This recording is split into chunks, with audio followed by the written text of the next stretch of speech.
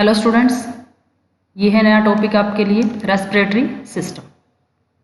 10th class का topic है, high level का करवाया जाएगा आपको। आपके लेवल तक जितना पूछा जाता है अकॉर्डिंग टू एनसीईआरटी आप उतना उससे याद कीजिए और चीज़ों को समझिए उससे ज़्यादा, क्योंकि अगर आप उससे ज़्यादा समझेंगे तो आपको डाउट्स नहीं होंगे। डेफिनेशन रेस्पिरेशंस की क्या होती है? Respiration is defined as the metabolic process where in the living cells of an organism obtain energy by taking in oxygen and liberating carbon dioxide from the oxidation of complex organic substance। रेस्पिरेशंस के लिए हमने क्या कहा है? हमने जो इनहेलेशंस किया किसकी फॉर्म में लेते हैं हम? एयर के अंदर क्या आई? ऑक्सीजन। ऑक्सीजन को हमने किस लिए लिया? कि हमने जो फूड लिया था उस फूड के हमने ऑक्सीजन ली, उस फूड का ऑक्सीडेशन हुआ। ऑक्सीडेशन ऑफ फूड के लिए हमें ऑक्सीजन की जरूरत होती है, और जब ऑक्सीडेशन ऑफ फूड होता है तो उससे एनर्जी निकलती है। एनर्जी किस फॉर्म में निकलती है? एटीपी की फॉर्म में।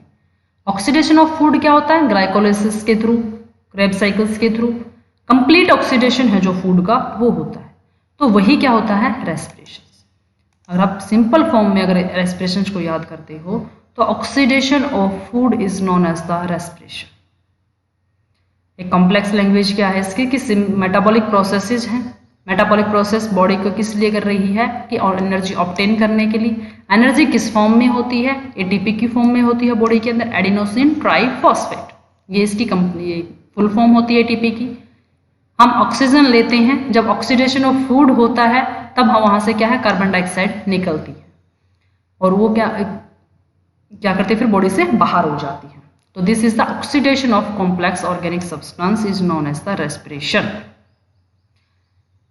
Respiration is metabolic process that occurs in the all organisms, सभी ऑर्गेनिजम्स में होता है जो लिविंग होते हैं। It is an biochemical process, biologically भी और केमिकली भी चल रहा है उसके अंदर चीजें, इसलिए क्या बोला जाता है उसके अंदर? Biochemical process that occurs within the cell of organisms. एक सेल, ऑर्गेनिज्म की सेल्स के अंदर ये चलता है। द एनर्जी किस फॉर्म में? ATP, adenosine triphosphate, is produced by the breakdown of glucose. Glucose क्या है? जो हमने फूड लिया है उसके का अंदर जो सबसे सिंपलेस्ट कंपोनेंट होता है ग्लूकोज, उस ग्लूकोज को भी क्या है? तोड़ा जाता है किस फॉर्म में? एटीपी की फॉर्म में, which is further used by the cell to perform the various functions. अलग अलग फंक्शंस परफॉर्म करने के लिए सेल्स को क्या एनर्जी की जरूरत होती है? एनर्जी किस फॉर्म में मिलती है? एटीपी की फॉर्म में। और कहाँ से मिलेगी? फूड से। फूड से कैसे मिलेगी? ऑक्सीडेशन के बाद। ऑक्सीडेशन को हम क्या बोलते हैं? Respiration. Every living species from a single cell organism to dominant organism perform respiration. हर एक लिविंग सेल्स के लिए एनर्जी की रिक्वायरमेंट होती है, तो हर एक लिविंग सेल क्या रेस्पायर करती है। ये रहा, ये दो केसेस मैं आपको बताती हूँ। First one is the breathing और cellular respiration.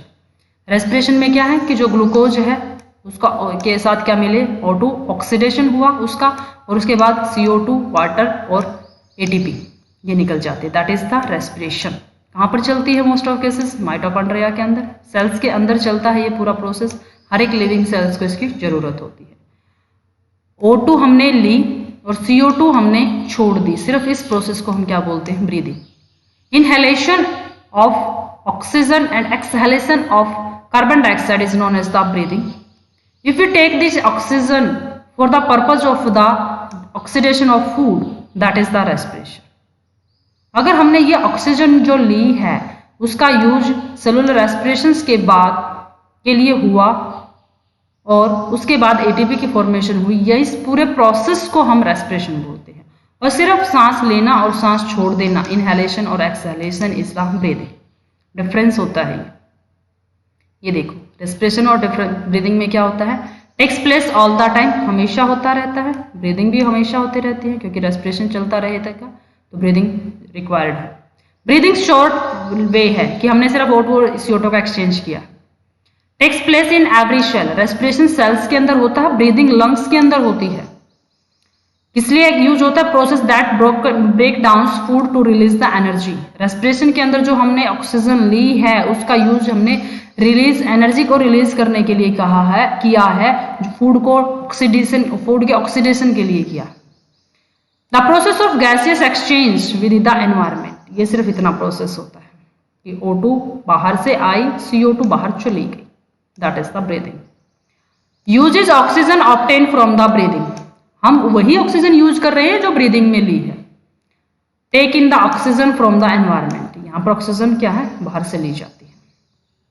Produce carbon dioxide, ये जो कार्बन डाइऑक्साइड यहाँ प्रोड्यूस होती है ये रिमूव हो जाती है from the lungs during the respiration by the breathing process. Respiration से ये CO2 बना, CO2 लंग्स में जाएगी, लंग्स के बाद उसको थ्रू द नेजल चैम्बर्स क्या है, आउटसाइड द बॉडी निकाल दिया जाता है। अब हम रेस्पिरेशन का पूरा फंक्शंस पढ़ते हैं, कैसे सिस्टम चलता है। First we take up the two types of respirations. First one is the aerobic respiration, second one is the anaerobic respiration. What is aerobic respiration? It is a type of cellular respiration that takes place in the presence of oxygen to produce energy. Cellular respiration है, हर एक cell के अंदर होता है, किसकी presence में हो रहा है, ऑक्सीजन की प्रेजेंस में, किस लिए, एनर्जी को लिबरेट करने के लिए, इसको बोलते हैं हम aerobic respiration. It is a continuous process that takes place within the cells of animals and plants. This process can be explain with the help of the chemical equation. हमने food लिया, food का digestion हुआ, किस form तक आया, glucose तक। अब जब ग्लूकोज को क्या मिली, ऑक्सीजन मिली, उसका सिंपल कंपाउंड के अंदर तोड़ना है। ये भी एक कॉम्प्लेक्स कंपाउंड है, इसके अंदर कार्बन के 6 मॉलिक्यूल हैं, हाइड्रोजन के 12 मॉलिक्यूल हैं, ऑक्सीजन के 6 मॉलिक्यूल हैं। हमें सिर्फ इसको सिंपलेस्ट फॉर्म में लेके आना। भी CO2 के अंदर टूटा, वाटर मॉलिक्यूल्स के अंदर और एनर्जी के अंदर। एनर्जी किस फॉर्म में है, ATP की फॉर्म में। ये प्रोसेस क्या है, एरोबिक और रेस्पिरेशन, क्योंकि ये किसकी प्रेजेंस में हुआ, ऑक्सीजन की प्रेजेंस में। एनारोबिक रेस्पिरेशन क्या होता है, that takes place in the absence of oxygen. जब ऑक्सीजन की एब्सेंस में रेस्पिरेशन होता है, that is the anaerobic respiration. Glucose का यहाँ पर ऑक्सीजन प्रेजेंट ही नहीं है, तो किस फॉर्म में जाएगा, ये अल्कोहल की फॉर्म में, carbon dioxide and the energy. और एनर्जी भी कम लिबरेट होती है, क्योंकि यहाँ पर टोटल ऑक्सीडेशन ऑफ फूड नहीं हुआ है, या फिर टोटल ऑक्सीडेशन ऑफ ग्लूकोज नहीं हुआ है। तो अल्कोहल की फॉर्मेशन होती है, कार्बन डाइऑक्साइड के मॉलिक्यूल बनते हैं और एनर्जी लिबरेट होती है। That is the anaerobic respiration with in the absence of the oxygen. ये देखिए, ग्लूकोज के 6 कार्बन मॉलिक्यूल होते हैं। साइटोप्लाज्मा के अंदर किस फॉर्म में आएगा, ये पहले पायरुवेट के 3 कार्बन मॉलिक्यूल्स। अगर एब्सेंस ऑफ ऑक्सीजन है तो क्या बनेगा, अल्कोहल। अल्कोहल किस फॉर्म में, इथेनॉल फॉर्म में, इसके साथ कार्बन डाइऑक्साइड, एनर्जी। ह्यूमन की मसल सेल्स के अंदर भी क्या होती है, ऑक्सीजन अब्सेंस होती है। जब हम ज़्यादा थक जाते हैं तब क्या बनते हैं हमारी बॉडी के अंदर, लैक्टिक एसिड्स मसल्स के अंदर, और energy. In the presence of oxygen तो क्या निकलेगी, water, CO2 and the energy. ये है ब्रेकडाउन के अलग अलग वे, किस तरीके से हो सकता है। साइटोप्लाज्मा में यहाँ तक आएगा, उसके बाद पर्टिकुलर जो ऑर्गेनेलीज होती हैं सेल्स के अंदर, वो रिस्पॉन्सिबल होती हैं कि स्पेसिफिक कौन सा प्रोसेस कहाँ होता है। रेस्पिरेटरी सिस्टम क्या होता है, अब हम ये बढ़ते हैं कि रेस्पिरेटरी सिस्टम जो हमारी हाईली कॉम्प्लेक्स ऑर्गेनिजम्स होते हैं, मल्टी सेलुलर ऑर्गेनिजम्स होते हैं, उनके अंदर क्या है, सिस्टम की फॉर्मेशन होती है। तो हम रेस्पिरेशन के लिए क्या रेस्पिरेटरी सिस्टम प्रेजेंट होता है, तो वो पढ़ते हैं। Human respiratory system is the organ system that involves inhaling of oxygen and exhaling of carbon dioxide to meet the energy requirements. पूरा सिस्टम जो बना हुआ है, that is known as the respiratory system. What is the respiratory system? System के अंदर क्या होता है, group of organs and tissues that help us to breathe. Lungs are the primary organ of the respiratory systems which help in the exchange of gases. सबसे responsible क्या है, lungs हैं। Human being की हम बात कर रहे हैं, तो ह्यूमन बीइंग क्या होते हैं, लंग्स होते हैं। The other main part of this system include a series of airways for the air passes, blood vessels and muscles to facilitate the breathing. वो क्या करती हैं, इसके में हेल्प करती हैं इनहेलेशन और एक्सहेलेशन के अंदर। ब्लड वेसल्स हैं, ट्रांसफर का काम करती हैं, एयरवेज हैं, उससे क्या है, एयर आती है लंग्स तक। तो हमें मेनली क्या है, एनवायरमेंट से लंग्स तक पहुंचना है, that is the respiration. Features of human respiratory system. Features क्या हैं ह्यूमन रेस्पिरेटरी सिस्टम के, क्योंकि हम पढ़ ही किया रहे हैं, ह्यूमन का रेस्पिरेटरी सिस्टम पढ़ रहे हैं। Energy is liberated by the breakdown of glucose molecule in the living cells of the human body. ये एक क्या है, स्पेसिफिक फीचर है। Oxygen is inhaled and transported to the various parts and are used in the process of burning food particles at the cellular level in the series of chemical process. Oxygen क्या कही, हमने inhale की air जो हमने ली थी in by the process of respiration, by the process of breathing, तो वो oxygen क्या गई हमारी बॉडी के अंदर गई, फूड्स तक पहुंची, फूड में क्या करेगी वो ग्लूकोज के मॉलिक्यूल्स को ब्रेक डाउन करेगी और अपने हर एक सेल के पास ये प्रॉपर्टी होती है और इसी को हम बोलते हैं biochemical process. Obtained glucose molecules are used for discharging energy in the form of ATP, adenosine triphosphate molecules, by the human body to fulfill the essential life processes. इस रेस्पिरेशन में ग्लूकोज के मॉलिक्यूल अब टूटे, glucose से energy discharge हुई किस form में, ATP की फॉर्म में, और उस एटीपी का यूज बॉडी क्या करती है अपने लाइफ प्रोसेसेस को कंप्लीट करने के लिए यूज करती है। ये है रेस्पिरेशन। एक्सटर्नली क्या है, O2 by the process of nose, throats, lungs तक जाएगी और लंग्स में क्या करेगी ये ट्रांसफर होगी। ये एक्सटर्नली है, लंग्स तक गई। लंग्स में क्या है हमारी ब्लड वास्कुलर सप्लाई है, वहां से क्या हर एक ब्लड वेसल्स के पास जाएगी, वो ब्लड वेसल्स क्या करेंगे, उसके अंदर आरबीसी है, आरबीसी जो एरिथ्रोसाइट्स होते हैं उसके अंदर हीमोग्लोबिन होता है, हीमोग्लोबिन ऑक्सीजन को कैरी करता है, वो कैरी करता रहेगा हर एक लिविंग सेल तक पहुंचाता रहेगा। ऑक्सीजन दे रहा है, CO2 ले रहा है, ये दो का रिप्रेजेंटेशन O2 है और ये CO2 है कि दो CO के कार्बन के मॉलिक्यूल और एक ऑक्सीजन का मॉलिक्यूल, ये CO2 है। CO2 क्या एरो क्या है इस तरीके से है कि ये सेल के अंदर से ब्लड कैपिलरीज में आ रहा है और O2 क्या है ब्लड कैपिलरीज से सेल के पास जा रही है।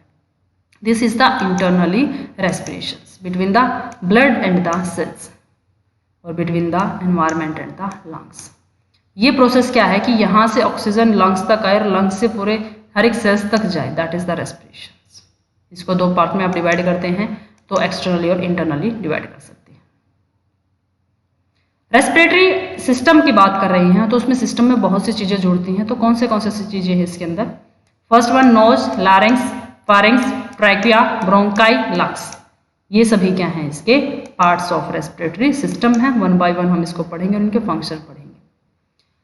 आपको कंप्लीट दिखा देते हैं। First one is the nasal cavity, second one is the pharynx, third one is the larynx, fourth one is the trachea, fifth one is the bronchi, this one is bronchi. After that lungs, lungs के अंदर क्या होती हैं बहुत minute सी balloon like structure होती है, that is the alveoli. और हार्ट क्या करता है इसको पंप करता रहता है। हार्ट के थ्रू क्या करेगा कि जो ब्लड है ब्लड इसको कैरी करेगा और हर एक लिविंग सेल्स तक इसको पहुंचा देगा। हम इसके अंदर सिर्फ लंग्स तक के प्रोसेसेस पढ़ेंगे। First one is the nose. Nose क्या होता है, the nose possesses a couple of exterior and the exterior nostrils which are divided a framework by cartilage structures termed as the septums। Externally क्या है हमारे पास दो क्या होते हैं, दो नॉस्ट्रिल्स हैं, बीच में क्या होता है कार्टिलेज से के स्ट्रक्चर होते हैं, that is known as the septum, that is nasal cavity. This is structures that immediately separated by right nostril and the left nostrils, दोनों को अलग अलग कर देती है। नोज के अंदर क्या होते हैं टीनी हेयर फॉलिकल्स प्रेजेंट होते हैं, that covers the internal lining of the nostrils, act as the body's first line of defense against foreign pathogens। जो नोज के अंदर हेयर्स होते हैं वो क्या करते हैं एक्सटर्नल एनवायरनमेंट से जो पैथोजेंस आए हैं उसको क्या करते हैं बॉडी के रेस्पिरेटरी सिस्टम के अंदर जाने से रोकते हैं, एक डिफेंस मैकेनिज्म होता है। They provide additional humidity for the inhaled air, जो हमने एयर इनहेल की है उसके अंदर वाटर के वेपर्स या फिर वाटर की कंसंट्रेशन जिसको हम ह्यूमिडिटी बोलते हैं वो उसको प्रोवाइड करवाते हैं कि इंटरनली क्या करते हैं टेम्परेचर लो करके रखते हैं। ये होते हैं सिस्टम्स इसके नोज के, nasal cavity, oral cavity, pharynx, epiglottis और लैरिंक्स यहाँ से फिर स्टार्ट हो जाता है। तो ये है nose. Next one is the larynx. Nose क्या कहाँ ओपन होगा, लैरिंक्स के अंदर ओपन होगा। Two cartilage cords lay the framework of the larynx, ये लैरिंक्स होता है, इस तरीके की स्ट्रक्चर जो होती है जो साउंड बॉक्स जिसको हम बोलते हैं ये लैरिंक्स है। They are situated at the point of joining the pharynx and the trachea, जहाँ पर फारिंक्स और ट्रैकिया ज्वाइंट करते हैं वहाँ पर क्या है लैरिंक्स भी प्रेजेंट होता है। ये ट्रैकिया देखो यहाँ पर, ये ट्रैकिया है और इसी के ऊपर क्या है लैरिंक्स प्रेजेंट है। It is also termed as the Adam's apple and the voice box, जो हम वॉइस बॉक्स बोलते हैं दैट इज द लैरिंक्स, जहां से वॉइस प्रोडक्शन होती है। और इसको दूसरा नाम भी क्या दिया जाता है, एडम्स एप्पल। जो मेल्स होते हैं उनके अंदर आगे की तरफ होता है ना इस तरीके से स्ट्रक्चर, यूँ थोड़ा सा उभरा हुआ गर्दन के पास, इस तरीके से यहाँ से जो चीन होती है यूँ, तो ये होता है लैरिंग्स। और ये आगे की तरफ मेल के अंदर उभरा हुआ होता है, क्योंकि उनकी साउंड भी डिफरेंट होती है। क्यों होती है? क्योंकि जो लैरिंग्स होता है वो अलग तरीके से थोड़ा सा डिफरेंट कंडीशंस का होता है। It is the portion which rises and fall during the swallowing of food particles. It generates sounds as air passes through the hollow in the middles. ये साउंड को प्रोडक्शंस करने में हेल्प करता है। ये पोर्शन अप और down होता रहता है जब हम स्वेलो करते हैं। फूड है जो, उसको जब हम स्वॉलो करते हैं तो वो क्या करता है, अप एंड डाउन होता रहता है, क्योंकि ये विंड पाइप को ओपन करता है। और हमें क्या है, अगर जब हम फूड को स्वेलो कर रहे हैं तो वो फूड पाइप के अंदर होता है, जाना चाहिए। और एयर के जब निकलती है तो ये क्या करता है, साउंड की प्रोडक्शन करता है। तो इसको साउंड बॉक्स भी बोला जाता है, एयर बॉक्स, वॉइस बॉक्स भी बोला जाता है, एडम्स एप्पल्स के नाम से भी जाना जाता है। Next one is the pharynx. The nasal chambers open into the wide hollow space termed as the pharynx. वो pharynx में खुलेगा। It is the common pathway for the air and the food. हमने जब digestive system पढ़ा था तो उसमें भी पढ़ा था pharynx होता है। तो ये दोनों का क्या है, common pathway है। It functions by the preventing the entry of food particles into the windpipe. windpipe के अंदर ये फूड को जाने नहीं देता है। कौन सा? The epiglottis as an elastic cartilage, ये epiglottis वहाँ पर प्रेजेंट होता है, which serve as a switch between the larynx and the esophagus by allowing the passage of air into the airway to the lungs. ये epiglottis क्या कर लेता है, जब हम swallow करते हैं फूड को सब swallow करते हैं तो ये pharynx को क्या है, कवर कर लेता है। और उसके में क्या है, सॉरी esophagus को, इसको लैरिंग्स को, कि इसके अंदर क्या है, फूड ना जाए और वो इसोफेगस के अंदर जाए। फेरिंग्स से फूड कहा जाता है कि इसोफेगस के अंदर। तो उसको कंट्रोल कौन करता है, एक कार्टिलेज का बना हुआ एक एपिग्लोटिस होता है। Food in the gastrointestinal tract, food कहाँ जाना चाहिए, गैस्ट्रोइंटेस्टाइनल ट्रैक के अंदर जाना चाहिए, एयर पैसेज के अंदर नहीं जाना चाहिए, लैरिंग्स के साथ नहीं जाना चाहिए। तो उसको क्या है, फेरिंग्स कंट्रोल करता है कि ट्रैकिया के अंदर ना जाए। जो फूड पाइप है, ट्रैकिया है, फूड पाइप इसोफेगस के अंदर जाना चाहिए और फूड को, और जो ट्रैकिया है वो क्या है, विंड पाइप है, वो उसके अंदर नहीं जाना चाहिए। इसको रेगुलेट करता है कौन, epiglottis. Have you ever wonders why we cough when we eat or swallow. हमें कई बार खांसी आ जाती है ना खाना खाते हुए, जब हम बोलते हैं या फिर खाना एकदम से अटक जाता है। Taking while we eat or swallow result in the incident coughing, this the reason behind this reaction is the epiglottis. Epiglottis ने अच्छे से काम नहीं किया है, फूड थोड़ा सा हमारा विंड पाइप के अंदर चला गया है, तब हमें क्या कफ होती है। It is force to open for the air to exit outward and the food to enter into the wind pipe triggering ए कफ। यही कहा ना कि उसको ओपनली एपिग्लोटिस क्या अच्छे से काम नहीं कर पाता है या फिर फोर्सफुली वो खुल जाता है, तो जो फूड है वो विंड पाइप के अंदर चला जाता है। और जब विंड पाइप के अंदर जाता है तो वो क्या है, कफिंग प्रोड्यूस करता है।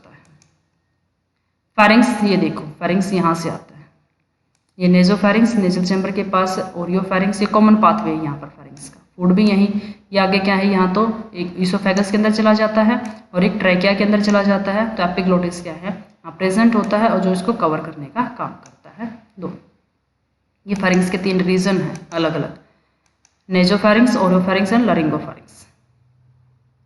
Next one is the trachea.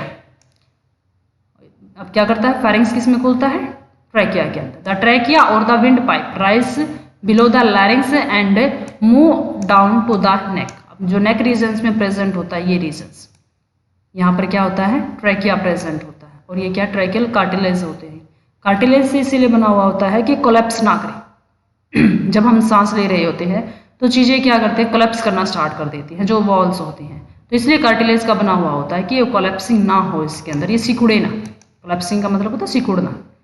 The wall of the trachea comprises C shape cartilage rings which give hardness to the trachea and maintain its by complete expanding. यहाँ पर क्या है, सी शेप की, इस तरीके की क्या होती है, कार्टिलेज प्रेजेंट होती हैं, जो इसको क्या करते हैं, एक्सपेंड और रिलैक्स करती हैं। तो उस ड्यूरेशन में जो सेल वॉल्स होती हैं इसकी वो आपस में कोलैप्स ना करें, इसलिए इसको हार्ड बनाकर रखती हैं। The trachea expends further downstream into the breastbone and split into the two bronchi, one for each lung। ये ट्रैकिया आगे जाएगा और आगे जाके दो इस तरीके से बाइफर्केशंस होती है इसके अंदर, क्योंकि दोनों क्या करेंगे, अब दो अलग अलग लंग्स के अंदर ये खुलता है। ये लैरिंग्स है, राइट लंग्स है, लेफ्ट लंग है, ये ब्रोंकाइज होती हैं आगे। ट्रैकिया किस में खुल जाएगा? ब्रोंकियोल्स में, ब्रोंकाइज के अंदर। बाइफर्केशन, बाइफर्केशन का मतलब होता है दो के अंदर टूटना, that is the bifurcation of trachea. Bronchus में टूटेंगे, आगे ब्रेंकियोल्स बनेंगे, उसके बाद क्या है? एल्वियोलाइज बनते हैं, एल्वियोलाइज में ओपन होगा। अब है ब्रोंकियोल्स। ट्रैकिया किस में खुल गया? ब्रोंकाइज में। यहाँ तक ट्रैकिया था, अब ये क्या गया है? ब्रोंकाइज में खुल गया है। अलग अलग ब्रोंकाइज हैं दोनों, जो लंग्स हैं दोनों लंग्स में अलग अलग है। ये है मेन ब्रोंकाइज, इसने बताया है। आगे स्प्लिट होती रहती है, ऐसे टूटती रहती है बहुत माइन्यूट माइन्यूट, इस तरीके से क्या स्ट्रक्चर में जाता रहता है। Trachea split into the two tubes termed as the bronchi which enter is lungs individually. दोनों अलग अलग लंग्स में अकेले अकेले खुलते हैं bronchi. The bronchi divide into the secondary, tertiary and the bronchioles which is again further divided into small air sac called the alveoli. ये यहाँ से टूटा, फिर आगे जाके इस तरीके से अलग अलग क्या है इसके अंदर डिवीजन होते रहते हैं, वन बाई वन, बहुत छोटा सा होता जाता है। जैसे डायमीटर भी क्या हो जाता है? कम होता चला जाता है इनका। और लास्ट में क्या है? यहाँ पर बलून लाइक स्ट्रक्चर्स प्रेजेंट होते हैं, दैट आर द एल्वियोलाई, और इनको क्या बोलते हैं हम? Alveolar ducts. The alveoli are the minute sac of airs with thin walls and single called the manner. अगर सिंगल प्रेजेंट है that is known as the manner, combination को हम बोलते हैं alveoli. It extends the exchange of gases and carbon dioxide molecule into और away from the blood stream. यहाँ से क्या करती हैं? ब्लड वेसल्स जो जाती हैं, complete exchange of O2 and CO2 from the एल्वियोलाइज यहाँ पर प्रेजेंट होता है। तो हम इनको क्या है? सिंगल को क्या बोलते हैं? मैनर बोलते हैं।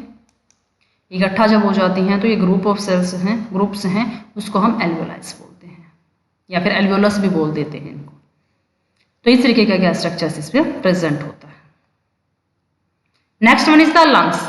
Lungs are the chief centre for the respiration in the human and the other vertebrates. Human और वर्टिब्रेट्स जो हैं उनके अंदर क्या है? लंग्स मेन ऑर्गन होता है।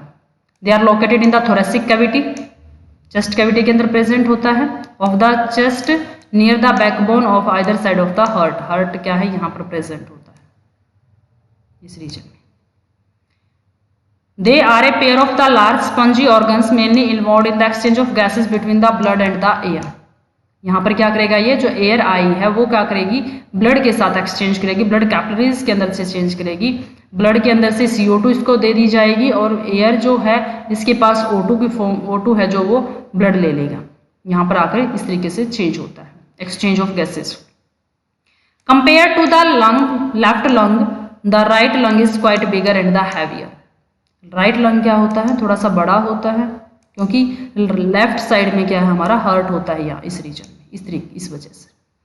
तो इंटरनली ये क्या है? हमने ये देखा, यहाँ तक ट्रैकिया था, ये ब्रोंकियोल्स थे, इसके बाद प्राइमरी सेकेंडरी ब्रांचिंग होती है, ब्रांचिंग के बाद लास्ट क्या आ जाता है? एल्वियोलाइज आ जाते हैं। ये राइट लंग है, ये लेफ्ट लंग है। इसकी एक्सटर्नल जो कवरिंग होती है that is known as the pleura, और ये नीचे का जो रीजन होता है दैट इज द डायफ्रैगम, जो चेस्ट कैविटी को और अब्डोमेन को अलग करता है, दैट इज द डायफ्रैगम। इस डायफ्रैगम का अप एंड डाउन ही रेगुलेट करता है रेस्पिरेशन को। अप एंड डाउन जब इसके अंदर होता है तब क्या करता है? इंस्पिरेशन और एक्सपिरेशन क्या है? दोनों जो प्रोसेस है वो कंप्लीट होते हैं। रेस्पिरेटरी ट्रैक, अगर हम नॉर्मल बात करते हैं, पूरा प्रोसेस था। रेस्पिरेटरी ट्रैक की अगर हम बात करते हैं तो एक्सटर्नल नॉस्ट्रिल्स, उसके बाद नेजल चैम्बर आता है, pharynx, larynx, epiglottis, trachea, bronchi, bronchioles, alveoli and lungs. ये सब लंग्स के अंदर ही इतना रीजन इंटरनली प्रेजेंट होता है। इसके अंदर सभी के स्ट्रक्चर्स और फंक्शंस में इसमें बता दिए हैं। अगर फिर भी किसी को थोड़ा सा डाउट लगता है तो एक बार शॉर्ट फॉर्म में इसको पढ़ा देती हूँ। External nostrils, intake of gases, air ली जाती है। Nasal chamber which line with the hairs and mucus to filter the air from the dust and dirt. Pharynx में क्या होता है? It is passes behind the nasal chamber and serve as the common passageway for the air and the food. Air और food के दोनों के लिए क्या है? common passage है। Larynx, sound box जिसको बोला जाता है, vocal cords इसके अंदर present होते हैं, which are paramounts in the generation of the sound. Sound के productions में क्या है? Larynx help करता है।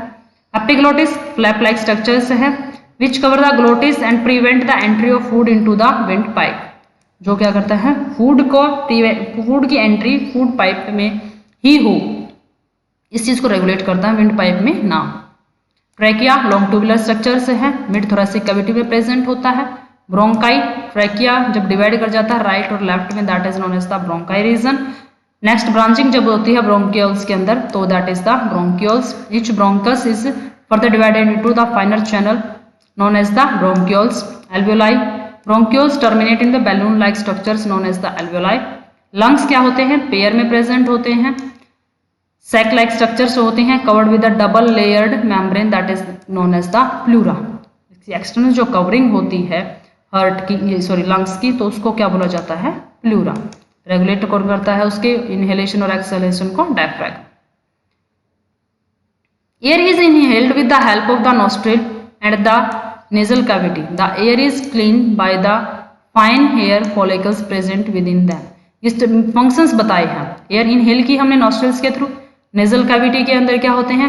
हेयर फॉलिकल्स और म्यूकस होता है, जो डस्ट पार्टिकल्स और जो बैक्टीरियाज उसके अंदर आते हैं उनको प्रिवेंट करता है, उनकी ग्रोथ को प्रिवेंट करता है. एयर सिर्फ एयर को अलाउ करता है. The cavity also has a group of blood vessels. वहाँ पर ब्लड वेसल्स भी प्रेजेंट होती हैं विच वार्म द एयर, जो एयर को वार्म अप करती हैं.